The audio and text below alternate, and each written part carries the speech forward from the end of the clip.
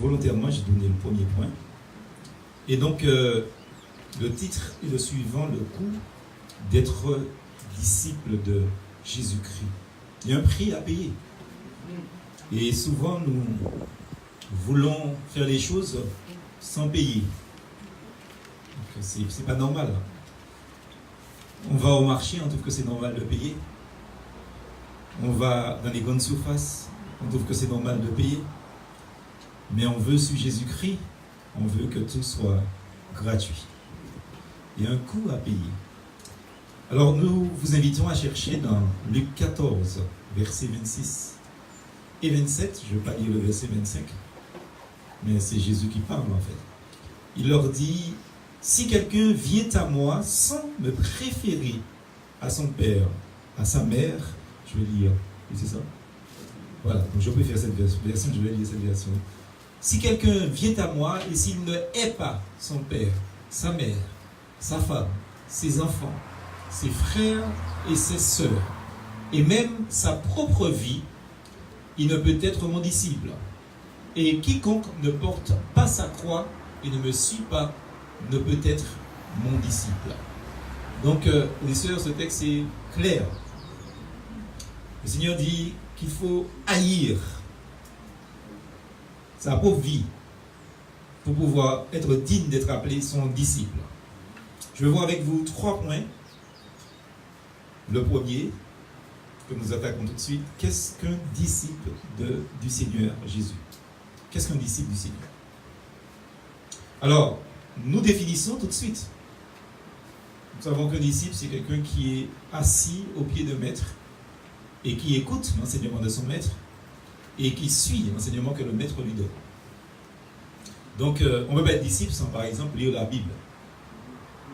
On ne peut pas être disciple sans écouter la prédication de la parole de Dieu. On ne peut pas être disciple. On est au pied de maître. Et on devient disciple du Seigneur, au moins 2 choses que nous avons citées, en venant à Jésus. Il faut venir à Jésus pour être disciple de Jésus-Christ. La parole dit clairement dans ce texte, si quelqu'un vient à moi, et Jésus dit ça ailleurs d'une autre manière, dans Matthieu chapitre 11, versets 28 à 30, il dit: venez à moi, vous tous qui êtes fatigués et chargés, et je vous donnerai du repos. Venez à moi. Donc, on devient disciple de Jésus-Christ en venant à lui. On ne peut pas être un disciple de Christ sans aller vers Jésus-Christ, sans venir à Jésus-Christ. Et frères et sœurs, venir à Jésus, c'est accepter la main de ce Seigneur, ce Sauveur, donc qui devient mon Sauveur, qui devient mon Seigneur, et en me repentant de mes péchés et en le recevant par la foi. Et nous croyons que Jésus-Christ est le seul chemin. Même si les hommes préconisent, affirment qu'il y a d'autres issues pour la vie, mais Jésus demeure le seul chemin qui mène au salut de l'humanité, de tout homme. Il demeure le seul chemin. Deuxième chose, pour parler du fait qu'on devient disciple de Jésus-Christ, on devient disciple de Jésus-Christ en venant après Jésus. Dans le verset 27, il est dit: quiconque ne me suit pas, littéralement, ne vient pas après moi, ne peut être mon disciple. Alors vous voyez bien comme quoi, les choses ne doivent pas être à l'envers. Il faut venir après Jésus, c'est-à-dire derrière Jésus. Et ce n'est pas nous le maître. C'est Jésus-Christ le maître. Et le maître est censé diriger l'élève. Nous avons trop tendance à vouloir dicter à Jésus sa conduite. Dire à Jésus ce qu'il faut faire pour qu'on soit heureux, ce qu'il faut faire pour qu'on soit béni, ce qu'il faut qu'il fasse pour que nous puissions réussir par-ci, par-là, etc. Non, c'est Jésus le maître, on suit le maître. On ne le dépasse pas. Même si vous êtes plus rapide que le maître, vous devez rester derrière le maître. Et vous savez que les maîtres, généralement, dans les antiquités, dans les temps anciens, etc., et jusqu'à maintenant d'ailleurs, les maîtres sont toujours des vieillards. Ils ont 3 fois l'expérience de ceux qui l'enseignent généralement. Et frères et sœurs, les élèves sont toujours derrière le maître, jamais devant. Et cessons de dépasser Jésus. Il y a des gens qui sont trop pressés. On n'est pas dans un marathon, on n'est pas dans une course de 100 mètres. Jésus est le maître, je suis mon maître. Amen. Quiconque ne vient pas donc après Jésus, quiconque ne me suit pas, quiconque ne vient pas derrière Jésus ne peut être son disciple. Le disciple ne peut pas aller plus vite que le maître, et même si le maître traîne les pas, le disciple, quand le maître traîne les pas, le disciple traîne les pas. S'il court, les disciples courent. Et quand il s'arrête, les disciples s'arrêtent aussi parce qu'ils suivent le maître. Venir après Jésus, c'est le suivre, c'est marcher à son exemple et selon ses commandements. C'est le chemin de la sanctification, parce que lui, il a marché de la sanctification. Donc nous devons marcher comme Christ a marché. Et le mot maître, justement, c'est le mot didaskalos. C'est un mot grec.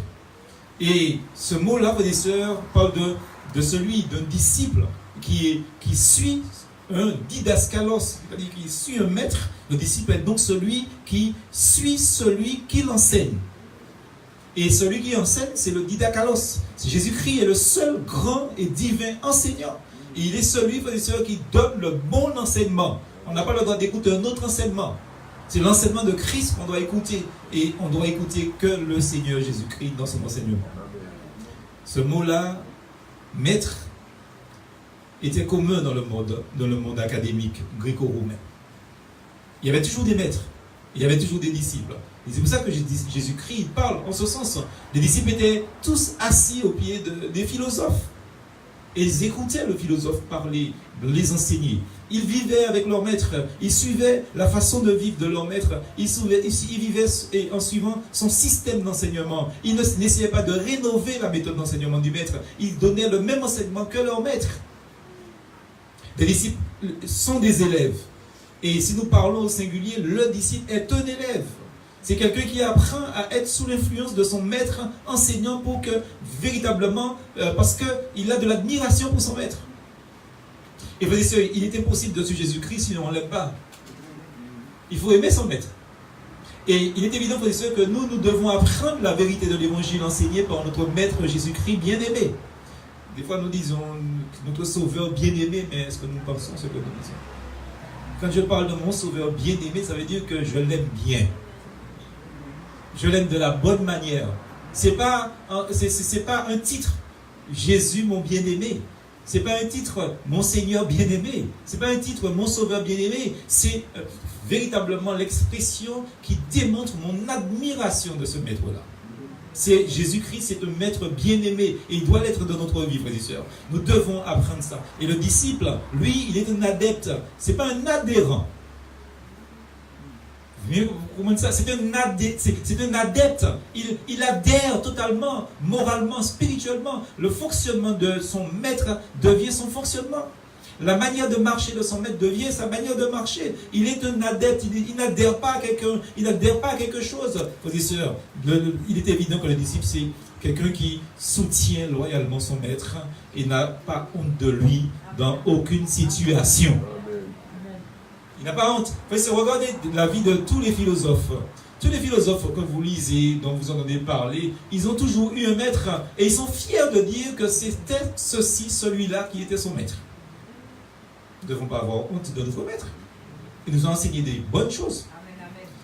Quand on a été arrêté Jésus-Christ, les gens qui sont partis pour l'arrêter ont dit non, c'est pas possible, on ne peut pas l'arrêter.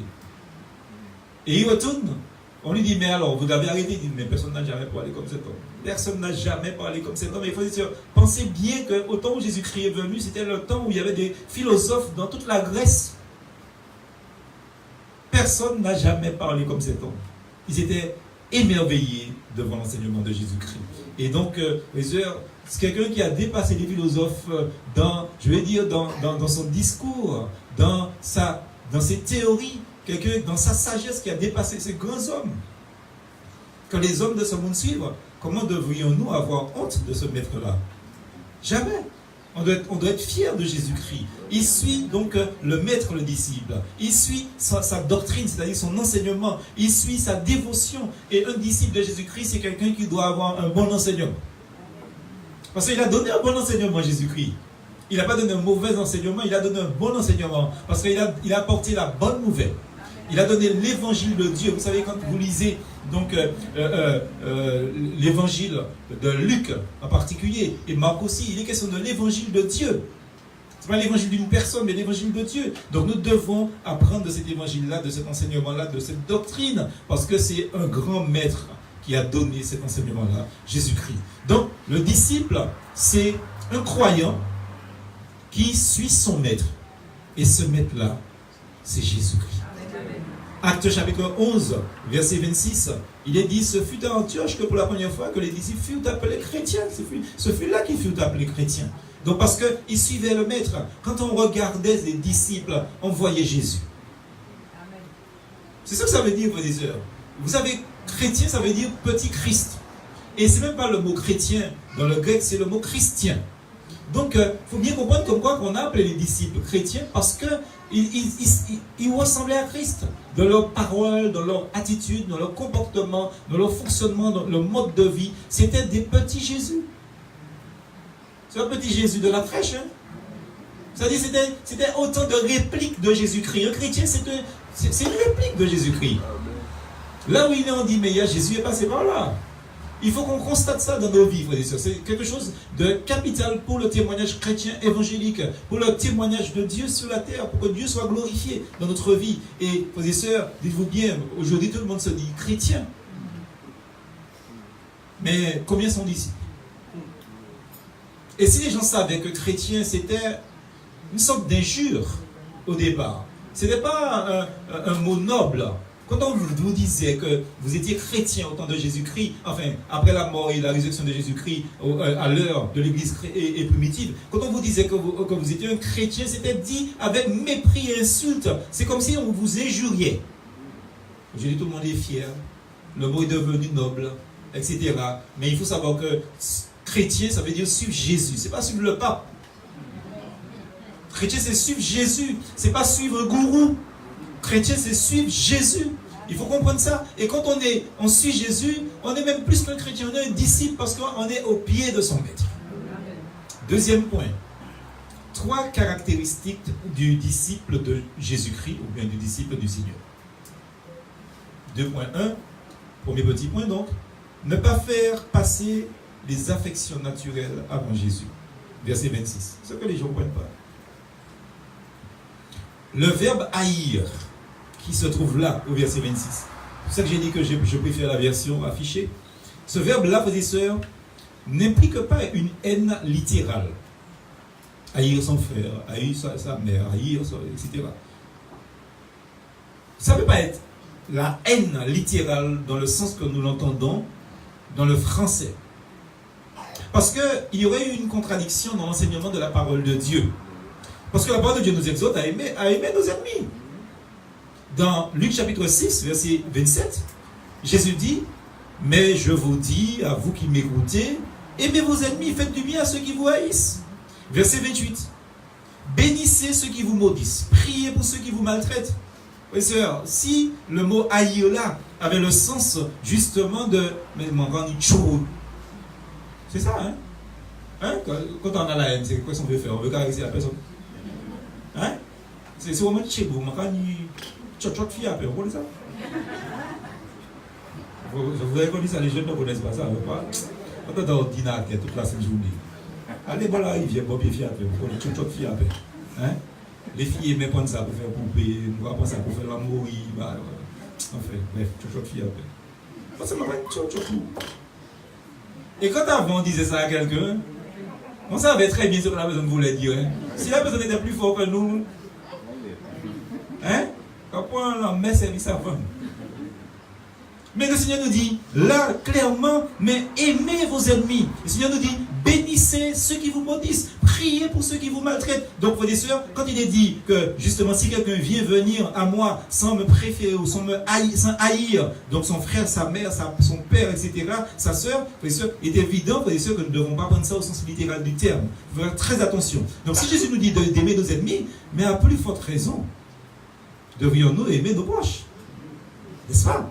Dans Luc chapitre 8, versets 20 et 21, les choses sont claires, frères et sœurs. Il nous a dit clairement, Luc 8, versets 20 et 21, on lui dit, ta mère et tes frères sont dehors, et ils désirent te voir. Au verset 21, Jésus répond, ma mère et mes frères, ce sont ceux qui écoutent la parole de Dieu et qui la mettent en pratique. Ce n'est pas seulement écouter, qui la mettent en pratique. l'enseignement de Jésus-Christ est clair dans les épîtres. Quand il dit que si quelqu'un se fait appeler frère ou sœur et ne met pas en pratique la parole de Dieu, de ne pas avoir de considération pour la personne, c'est-à-dire ne le considérez pas comme un frère. La parole de Dieu dit ça clairement. Et, frères et sœurs, je ne sais pas, il y a des chrétiens, ils ont plus d'amour que Jésus-Christ. Il dit, ah non, c'est un frère, hein, c'est une sœur. Mais mon Dieu, mais il n'est pas un frère, il n'est pas un sœur. Vous ne pouvez pas haïr la personne, mais vous ne pouvez pas le considérer comme un frère. Si Jésus ne peut pas considérer comme un frère, comment on reconnaît le monde qui t'a Jésus plus que Jésus? C'est terrible ça. Le Seigneur nous dit là, dans ce texte de Luc 8, versets 20 et 21, là, Jésus explique que ceux qui écoutent la parole de Dieu et la mettent en pratique sont ceux qui sont sa mère et ses frères. Un chrétien n'est jamais orphelin. Alléluia. Maman ou mort, on y plaît maman à l'église là. Papa ou mort, on y plaît papa à l'église là. Sœur ou pas là, on y plaît sœur à l'église là. Frère ou pas là, on y plaît frère à l'église là. Un chrétien n'est jamais orphelin, frères et sœurs. Et moi qui parle de ça, je suis bien placé pour ça. Hein. Tous mes frères et sœurs sont en France. Mais pour moi, tous mes frères et sœurs sont en Martinique aussi. Je ne suis jamais seul, je ne suis pas orphelin. Le dernier arrêté à la partie en milieu. Vous me compte? À partir d'une certaine heure tout à l'heure, je suis seul en Martinique. Mais je suis seul en Martinique, biologiquement parlant. Mais en même temps, je ne suis jamais seul. Dieu est avec moi et mes frères et sœurs sont là. Et mon père est mon frère. Hein? Amen. Combien comment ça, c'est ce que Christ dit. Mes véritables frères et sœurs, ce sont ceux qui écoutent la parole de Dieu et qui mettent en pratique la parole de Dieu. Frères et sœurs. Et là, la chose devient de plus en plus claire. Haïr, c'est une expression idiomatique en fait, en hébreu ou en grec plutôt, donc qui signifie ne pas préférer à. Et c'est pour ça que j'ai pris cette version de base, justement comme version pour travailler ce texte. Le texte dit littéralement, si quelqu'un vient à moi sans me préférer à son père.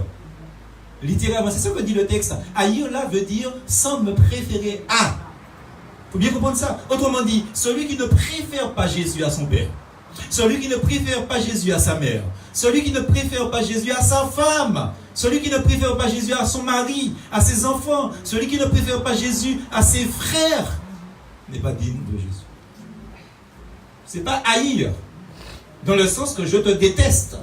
C'est préférer à. Et vous dites, moi je vous dis, je préfère Jésus. Est-ce qu'il y a du monde ici? Moi je vous dis, je préfère Jésus parce que si vous avez une femme, c'est Jésus qui parle. Si vous avez un mari, c'est Jésus qui vous a donné le mari. Si vous avez des enfants, c'est Jésus qui vous a donné les enfants. Si vous avez des parents, c'est Jésus qui vous a donné les parents que vous avez. Donc, vaut mieux aimer celui qui peut nous donner des frères, des sœurs, des mères, des pères. Des pères, la mère, le père, là il meurt, il meurt. Quand nos frères et sœurs nous ont laissés, nous pas laissés frères et sœurs.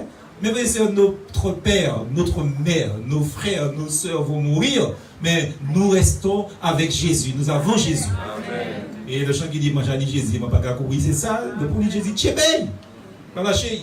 Et le Seigneur nous dit là, frères et sœurs, comme quoi, que dans une autre version, qui s'appelle la Bible Hostie, il y a une note, pardon, je voulais dire, un commentaire. Et le commentaire dit cela, il faut préférer Jésus à tous ceux que l'on a de plus cher.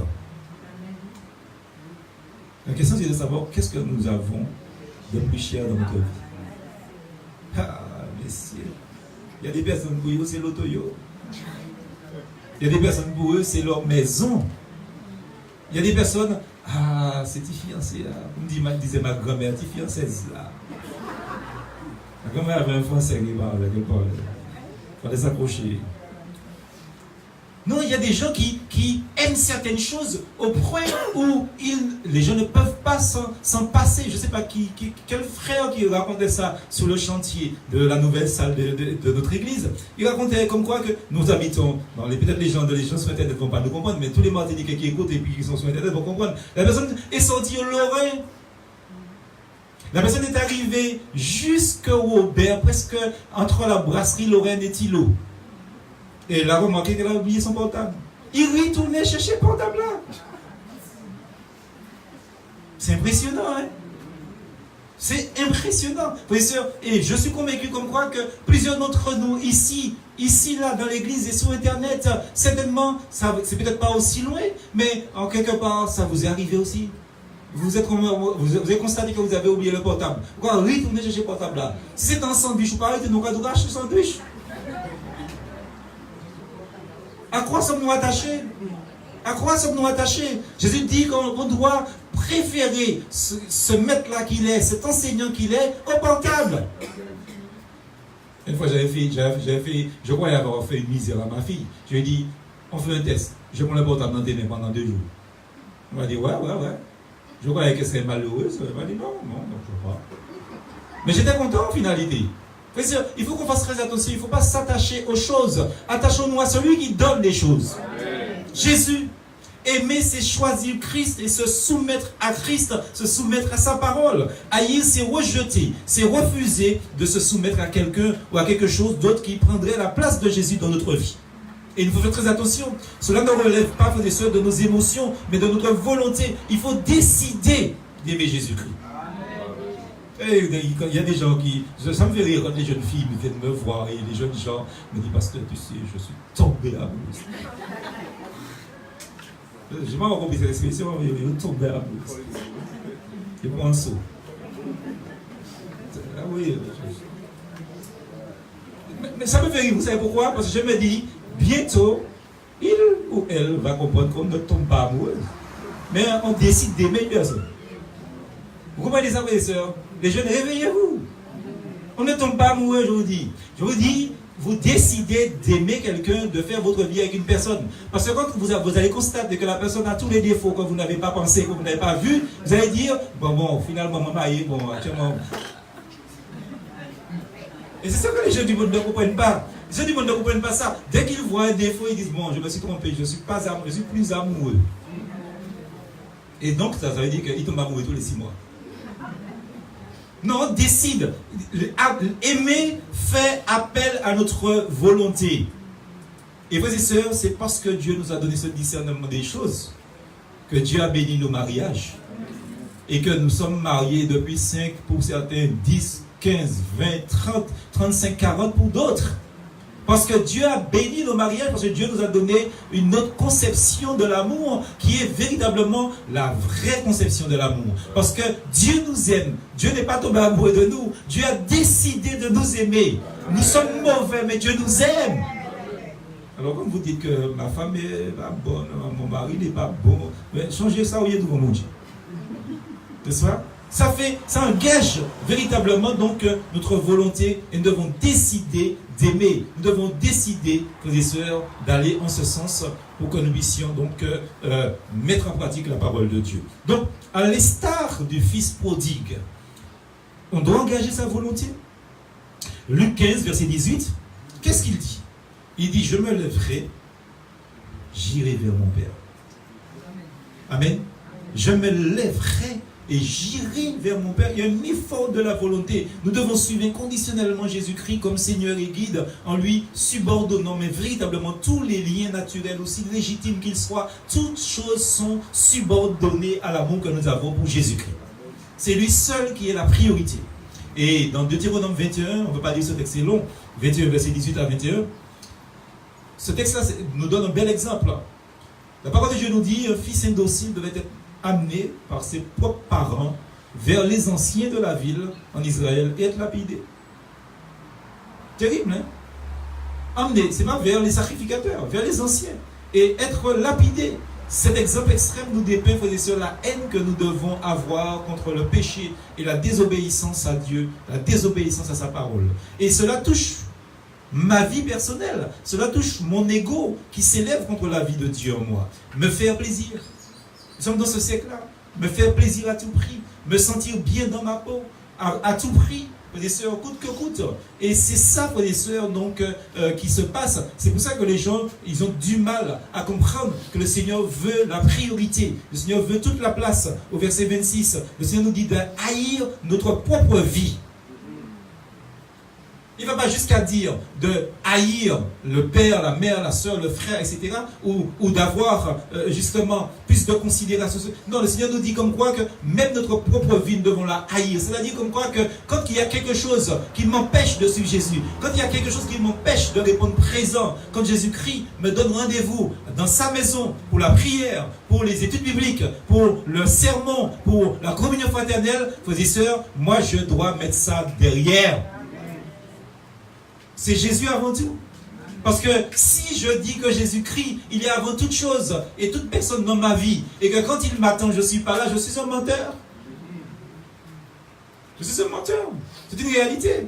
Confessons-le, frères et sœurs, nous avons souvent de la peine à ne pas être influencés par l'esprit hédoniste de notre société. Et vous savez, l'hédonisme, c'est ce système justement philosophique qui fait du plaisir le but de la vie. Ah oui, je viendrai, mais je serai venu, mais je serai allé, mais j'ai ça à faire, j'ai ça à voir, j'ai quelqu'un à voir, etc. Non, frères et sœurs, il faut qu'on fasse très attention. Quand on aime Jésus, Jésus-Christ passe avant toute chose. Peut-on dire, frères et sœurs, ne faut-il pas s'aimer justement pour aimer son prochain comme soi-même? Parce que Jésus-Christ nous dit justement d'haïr le frère, mère. Et on a vu, frères et sœurs, que ce n'est pas haïr dans le sens de détester. Dans Matthieu 22, verset 39, le Seigneur dit que le second commandement est terrible. Tu aimeras ton prochain comme toi-même. Vous voyez, donc ce serait une contradiction. Parce qu'en réalité, on doit s'aimer. On doit s'aimer, c'est une évidence. Et pour s'aimer, pour aimer son prochain, on doit s'aimer aussi. N'est-ce pas? Dans Éphésiens 5, verset 28, il est dit que c'est ainsi que les maris doivent aimer leur propre femme comme leur propre corps. Ah, messieurs. Aimer sa femme comme son propre corps. Celui qui aime sa femme s'aime lui-même. C'est terrible, ça. Vous avez remarqué que Dieu ne demande pas à la femme d'aimer son mari comme elle-même. Hein? Vous avez remarqué ça? Parce que pour la femme, c'est naturel. Pour une femme, aimer son mari, c'est pas compliqué. Elle aime son mari. Parce que la femme fonctionne avec beaucoup d'affect, avec beaucoup d'émotions. L'homme fonctionne plus avec la vue. Et c'est un problème. Quand un homme vous dit qu'il vous aime, il faut bien comprendre ce qu'il veut dire.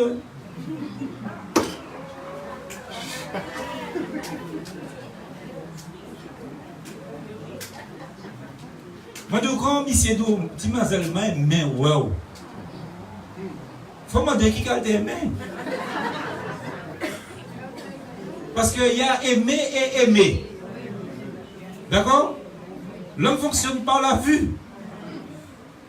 Il y a mes belles bagailles, il y a mes belles formes, il y a mes belles Fidji, il y a mes belles mains, il y a mes belles démarches.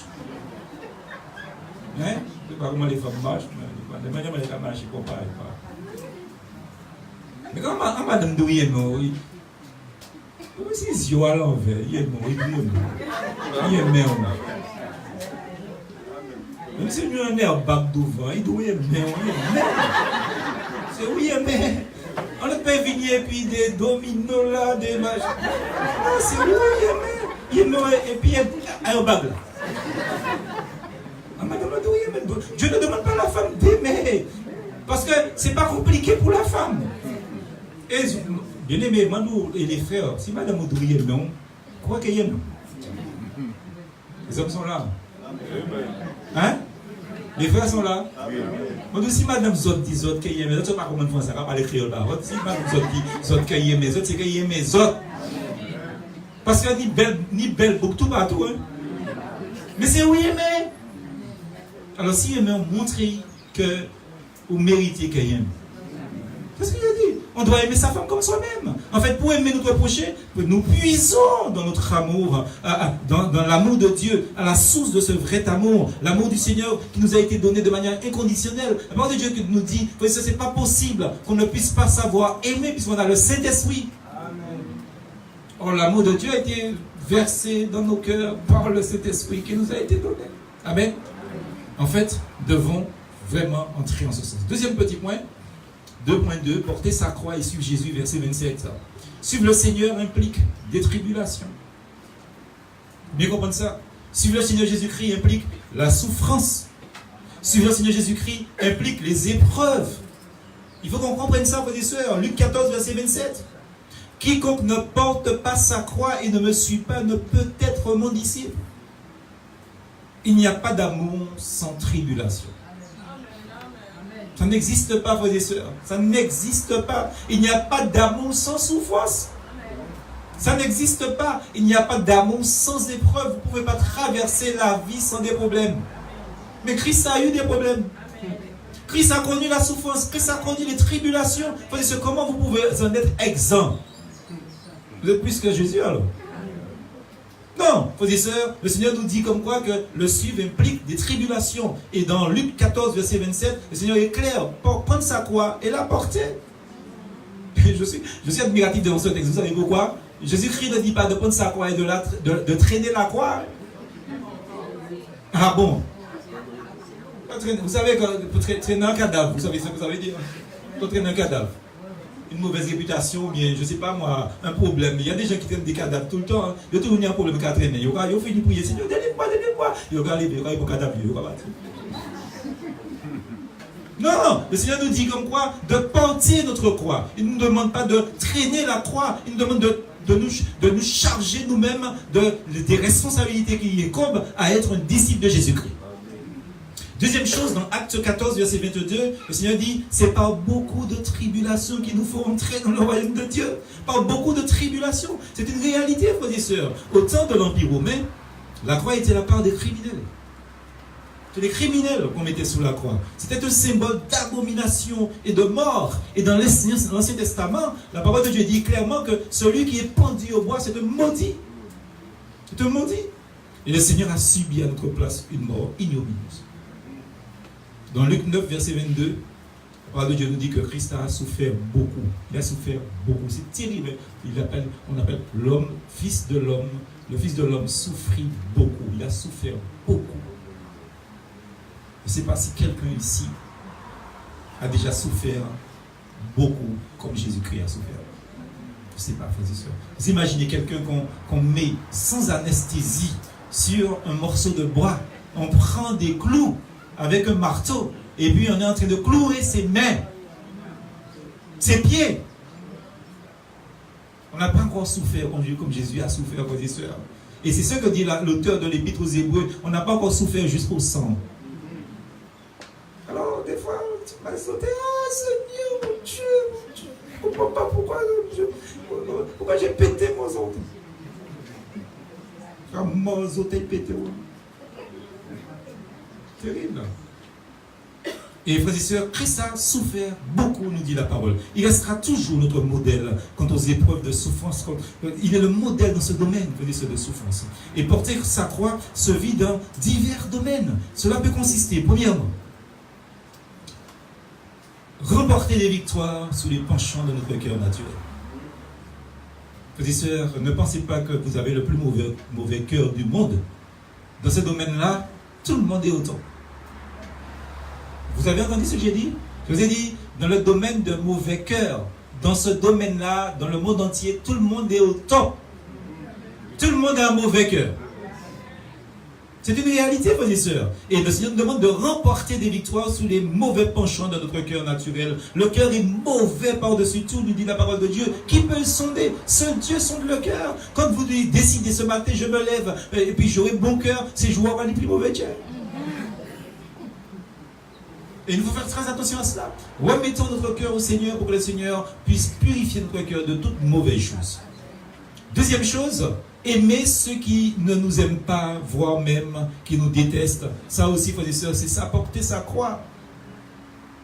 Dieu nous demande d'aimer ceux qui ne nous aiment pas. Il nous demande même, frères et sœurs, de prier pour eux, de les bénir. Ça dit que nous ne devons pas dire du mal de ces personnes. C'est les gens avec leur histoire.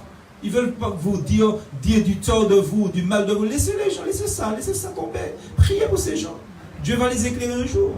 Aimer justement Jésus-Christ et porter sa croix. Troisième chose, c'est exercer le fruit de l'esprit dans les circonstances adverses. Amen. Quelqu'un vous regarde de travers, vous savez ce que ça veut dire en Martinique, hein? Toisé. Quelqu'un vous regarde d'une mauvaise manière, un petit gâteau.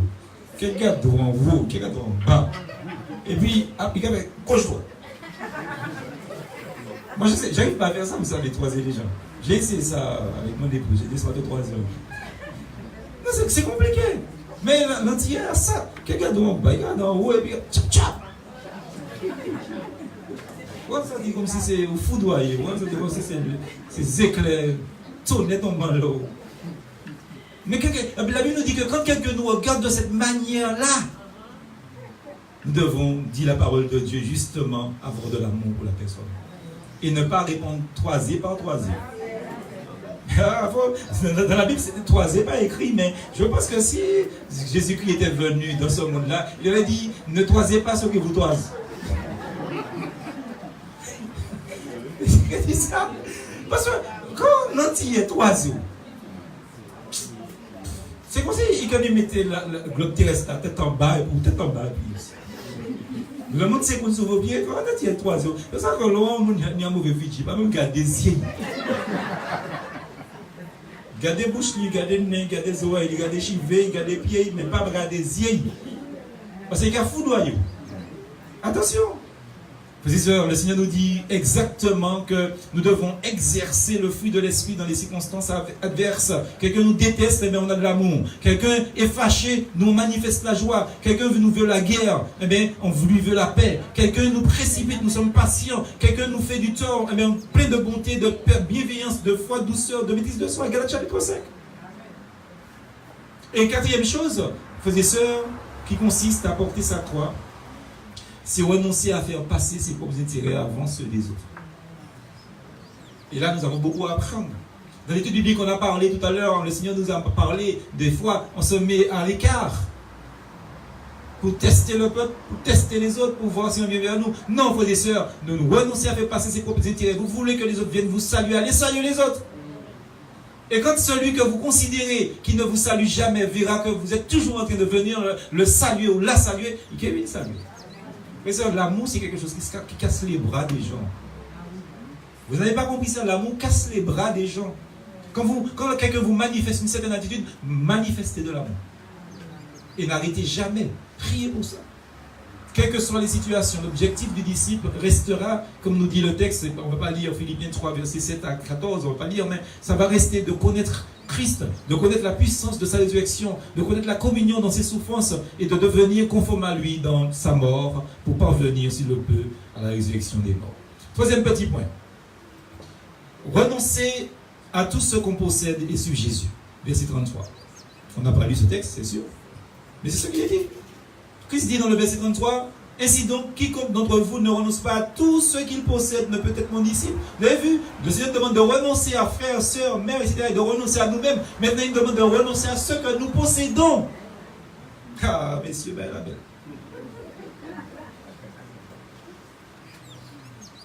Le verbe renoncer vient d'un mot composé en grec. Apotasomai. Apo-tasomai. Renoncer à. Et vous savez, le mot là en français, ça veut dire abandonner. Abandonner, dire adieu. C'est ce que ça veut dire, hein? Dire bye bye. C'est ça. Donner congé à quelque chose, donner congé à quelqu'un. Et il faut bien comprendre que s'il y a des personnes dans notre vie qui sont des obstacles pour nous, nous devons renoncer à ces personnes. C'est-à-dire abandonner ces personnes. Et même si la personne se dit chrétien, vous savez, il y a des chrétiens qui vous tirent vers le bas. Pour essayer de monter, ou quoi, tout faire, quoi, boire de l'eau. Mais c'est là où il est resté. Il faut chercher en boire. Tout ce qui vous tire vers le bas, vous devez vous séparer de ces personnes-là. Vous devez renoncer à ces personnes-là. Vous devez abandonner, vous devez dire adieu. Vous devez donner congé. Je peux faire l'expression donner congé parce que donner congé, on va dire bon voilà, on s'est compris, tu ne m'apportes rien, et puis tu ne veux pas ce que moi je t'apporte, et bien quand tu as besoin que ce que j'ai à te donner donc puisse te servir à quelque chose, et bien tu vas m'appeler. Hein. On ne nous pas fâché. Hein. Vous comprenez, j'ai donné congé, et il faut qu'on donne congé à certaines personnes. Il y a des chrétiens qui sont pleins d'amour, alors que Christ nous dit de renoncer, de donner congé. Mais il dit l'amour passé, mon Dieu. Mon Dieu dit où comme ça? Mais donne congé. Et la vraie question, c'est de savoir, là en ce moment, à qui vous devez donner congé. Il y a nécessairement quelqu'un dans votre vie dont vous devez donner congé. Et le verbe là, renoncer, c'est un verbe qui est au présent. Ce qui indique une action continue. C'est pas donner congé aujourd'hui et puis demain, si Dieu veut nous faire un café ensemble. Hein. Donner congé, c'est continu. C'est-à-dire chaque jour, je me lève, je me congé. Pas comprendre. Là, il appelle mon téléphone, mais je ne te vois pas, tu ne m'appelles pas. Je me demande congé. Pas comprendre. Est-ce qu'on est content? Est-ce qu'on l'est? Est-ce qu'on les suit? Nous n'aimera suivre là. L'enseignant que je suis. Est-ce que tu veux le suivre? Oui. Eh bien là, on se voit. Mais tant que tu prends position, tu restes position sur des choses éphémères, les mauvaises compagnies, les mauvaises paroles, les milans, les calomnies, Dieu te donne ton congé. Pas comprendre ça. Vous restez chez vous seul en train de chanter, de prier, de bricoler, de planter petit potager aussi. Au lieu de bien un monde qui va au problème. Donnez congé. Donnez congé à ces personnes-là, frères et sœurs. C'est un verbe qui implique, qui indique une action continue. Ce n'est pas un processus, frères et sœurs, donc, qui se fait de manière isolée. Donc c'est continu. Et ça, c'est le processus de sanctification. Je dis volontairement à Dieu, à tous ceux et à toutes celles qui touchent à mes propres intérêts spirituels, moraux, à mes projets, à mes idéaux, en remettant à Christ le contrôle de ma vie, de tous les recoins cachés dans mon cœur. Christ prend le contrôle. Je laisse le commandement de mes activités. Je laisse le commandement de mon ministère, le commandement de tout de ma vie entièrement au Seigneur. Et là, les rôles sont inversés. Le cœur naturel s'aime d'abord lui-même. Le cœur naturel est autonome. Le cœur naturel ne se soumet pas à Dieu. Il ne met pas Dieu donc dans la place qu'il mérite et de nos affections. Et vous faites très attention. Le cœur maintenant devient soumis à Dieu. Et le cœur soumis à Dieu dit le contraire. Philippiens 3, versets 8 à 9. Je lis une partie. Il est dit, je considère tout comme une perte à cause de l'excellence, de la connaissance du Christ Jésus, mon Seigneur. Je considère toutes choses comme une perte. Dans d'autres versions, il y a comme de la boue. Mais ça, c'est important. Et un texte que je vais prendre le temps de lire avec vous dans ma version, même si ce sera affiché dans une autre version au tableau, donc à l'écran. 1 Corinthiens 7, verset 29 à 31, il est dit, voici ce que je dis, frère, ce que le temps est court, que désormais ceux qui ont une femme soient comme n'en ayant pas, ceux qui pleurent comme ne pleurant pas, ceux qui se réjouissent comme ne se réjouissant pas, ceux qui achètent comme ne possédant pas, et ceux qui usent du monde comme n'en usant pas, car la figure de ce monde passe. Nous devons aimer Jésus-Christ plus que toute autre chose. Renoncer, comme dit la Bible, renoncer à tout ce que nous possédons, frères et sœurs, pour suivre Jésus-Christ. Rien dans ce monde ne doit nous empêcher de vivre dans une soumission entière à Jésus-Christ. Parce que sa volonté prime sur toute chose. Sa volonté prime sur toute personne. Dieu a tous les droits sur ses disciples rachetés à grand prix parce qu'il a payé de son sang. Quand vous avez acheté une voiture, quand vous avez payé de vous-même, vous savez ce que ça veut dire. D'ailleurs, vous allez dire c'est ma voiture. Et vous avez raison. Eh bien, Christ dit là justement, vous êtes ma possession. Vous êtes mes disciples. Donner congé à tout ce que nous possédons signifie que nous confions d'abord au Seigneur Jésus-Christ nos biens légitimes, car frères et sœurs, nous les avons reçus de Jésus-Christ. Et David disait dans 1 Chronique 29, je vais lire avec vous ces 3 versets, versets 12 à 13. David dit ce qui suit, c'est de toi que viennent la richesse et la gloire. C'est toi qui domines sur tout. C'est dans ta main que sont la force et la puissance. Et c'est ta main qui a le pouvoir d'agrandir et d'affermir toutes choses. Maintenant, ô notre Dieu, nous te louons. Et nous célébrons ton nom glorieux. Car qui suis-je et qui est mon peuple pour que nous puissions te faire volontairement ces offrandes? Tout vient de toi. Et nous recevons de ta main ce que nous t'offrons. Personne ne peut se glorifier. Celui qui donne 5 euros à la collecte et celui qui donne 500 euros à la collecte, l'un et l'autre n'a pas donné ce qui lui appartient. Vous avez donné ce que Dieu vous a donné. Et si vous donnez à Dieu ce qu'il vous a donné, vous n'avez rien donné à Dieu. Vous ne pouvez pas vous glorifier. Vous savez bien chanter, vous savez bien jouer la musique, vous savez bien prêcher, vous savez bien visiter, vous savez bien évangéliser. Tout ce que vous savez bien faire, c'est Dieu qui vous a donné les capacités. Là, vous faites pas les pièces gloire. Vous êtes un instrument. C'est Dieu qui manie l'instrument. Votre mari, votre épouse, vos enfants, votre travail, votre maison, votre ministère, toutes ces choses-là, Dieu vous les a données. Et frères et sœurs, nous marchons alors avec une entière confiance dans le Seigneur. Le Seigneur, il y a promis qu'il ne nous laissera jamais. Hébreux 13, verset 5. Je ne te délaisserai point, je ne t'abandonnerai point, dit le Seigneur. Et la parole nous assure dans 1 Pierre 5, verset 7, que Dieu prend soin de nous. Donc, n'ayons pas peur de tout pour abandonner, de tout remettre entre les mains du Seigneur, parce que Dieu prend soin de nous. Il ne va jamais nous abandonner. Des fois, on peut se dire, oui, mais si je fais ça, si je donne ça, qu'est-ce que je vais manger? Dieu prend soin de nous. Amen. Alléluia. Troisième point. Trois illustrations très courtement sur ce que fait un disciple. Le Seigneur nous engage à la réflexion, au calcul du coût d'être ses disciples, certes. Suivre Jésus entraîne des conséquences sérieuses dans notre vie. Et certains avaient reculé devant ce prix à payer. Quand on lit dans Jean 6, versets 60 et 66, la parole de Dieu nous dit comme quoi que plusieurs de ses disciples, après l'avoir entendu dire, cette parole est dure. Quand ils ont entendu Jésus-Christ, les disciples, ils ont dit, cette parole est dure. Or, on a envoyé des soldats pour arrêter Jésus. Ils ont dit, qu'est-ce que cet homme parle bien?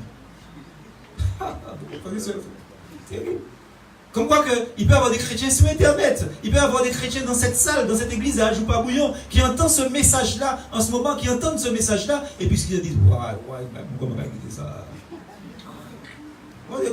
Et peut-être qu'il y a un nécroyant qui écoute, il dit, ah non, ça trop belle, je suis bouton là. Alléluia, mais c'est pas converti, je ne pas converti, alors que le chrétien a dit, mais fout ça, c'est-à-dire que ce qu'on dit ça pour le chrétien. Parce que le texte est clair, dans Jean 6, verset 60, qui peut l'écouter? Il dit cette parole est dure, mais qui peut l'écouter? C'est-à-dire que il ne pas même l'écouter, Jésus. Qui peut l'écouter? Et la parole de Dieu dit, c'est ce qui est terrible, c'est que dans le verset donc, qui suit, dès ce moment, plusieurs de ses disciples se retirèrent et n'allaient plus avec lui. Ils n'allaient plus avec Jésus. C'est terrible, verset 66, c'est bien ça? 63, oui, merci. 66. C'est ça, 66. Ils n'allaient plus avec Jésus-Christ. C'est terrible, frères et sœurs. Alors, au moins quelques exemples que j'ai nommé exemple numéro 1. Et j'ai découpé en sections, versets 28 à 30. On ne va pas lire, mais que vous connaissez. On voit que Jésus il prend d'abord l'exemple de la construction d'un édifice. Et avant de construire, on fait un devis, normalement, préalable de tous les coûts. N'est-ce pas, dit-il. Pour le disciple, le coût, on sera certainement élevé. Il n'y a pas de souci, ce sera élevé. Le travail est laborieux ou sera laborieux. Et les circonstances ne seront pas toujours favorables. Mais nous comptons donc, frères et sœurs, non pas sur nos forces, sur nos calculs. Pour l'exécution de l'ouvrage, nous comptons sur Jésus. Le disciple construit un solide fondement. Personne ne peut poser, verset 1 Corinthiens 3, verset 11 à 15, personne ne peut poser un autre fondement que celui qui a été posé, savoir Jésus-Christ. Deuxième chose, avec une garantie de sécurité. Proverbe 18, verset 10. Le nom de l'Éternel est une forte tour, le juste y court et se trouve en sécurité. Troisième chose, Psaume 37, verset 5.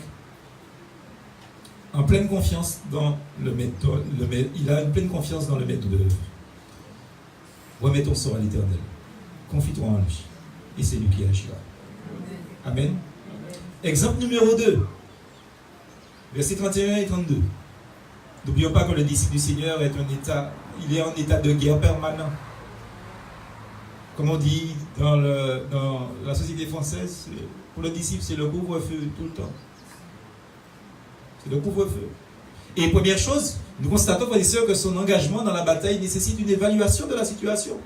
Dans Proverbe 20, verset 18, il est dit, les projets s'affermissent par des conseils, mais la guerre avec de bonnes directives. La guerre se gagne, frères et sœurs, quand on est prudent.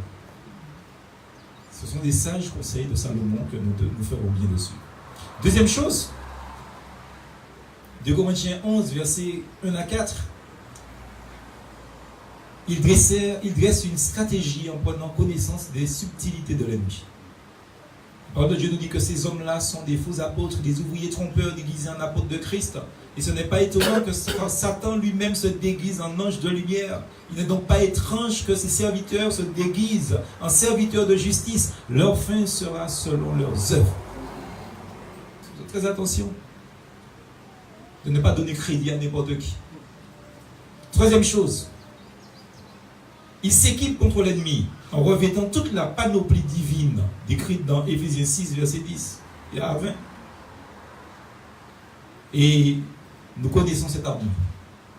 Mais dans 2 Corinthiens 10, verset 3 à 6, il est dit: ne nous confions pas en nous-mêmes, dans nos âmes charnelles, mais en celles que Dieu nous a laissées et qui sont puissantes pour renverser des forteresses, des raisonnements de toute hauteur qui s'élèvent contre la connaissance de Dieu, en amenant toute pensée captive à l'obéissance de Dieu Christ. Donc c'est important que nous puissions connaître ces choses. Alors je vais faire un bond. Je saute certains exemples pour tomber dans le point 4. Il y a tellement de choses à dire. Celui qui refuse de payer le prix de l'engagement, rapidement. La parole de Dieu nous dit que celui qui refuse de payer le prix de l'engagement, il préfère la tradition. Verset 1 à 6, on ne va pas lire, mais il préfère la tradition. Et vous savez combien de personnes sont dans la tradition, ou les traditions, et ne suivent pas Jésus. Jésus, un jour du sabbat, ou de sabbat, il était invité chez l'un des chefs des pharisiens, et ce jour-là, Jésus va guérir un infirme. Et ici, là, la tradition du sabbat dépasse ce que la loi avait prescrit. La tradition s'oppose directement à la grâce de Dieu et aux exigences du Seigneur. Frères et sœurs, je voudrais dire à tous ceux qui nous regardent sur Internet que le légalisme, la tradition tue les gens. Ça tue les personnes. Les gens préfèrent l'honneur de leur propre personne pour flatter leur ego. Et dans cette parabole, l'invité précieux désire se mettre à la première place. Et parce qu'il a décidé de se mettre à la première place, il a été relégué à la dernière place. C'est terrible. Il préfère ses propres intérêts et non ceux du maître, non ceux du Seigneur. Et la parabole du grand souper le souligne avec force. Les premiers conviés refusèrent toute invitation du maître. Aucun n'avait le temps. Aucun.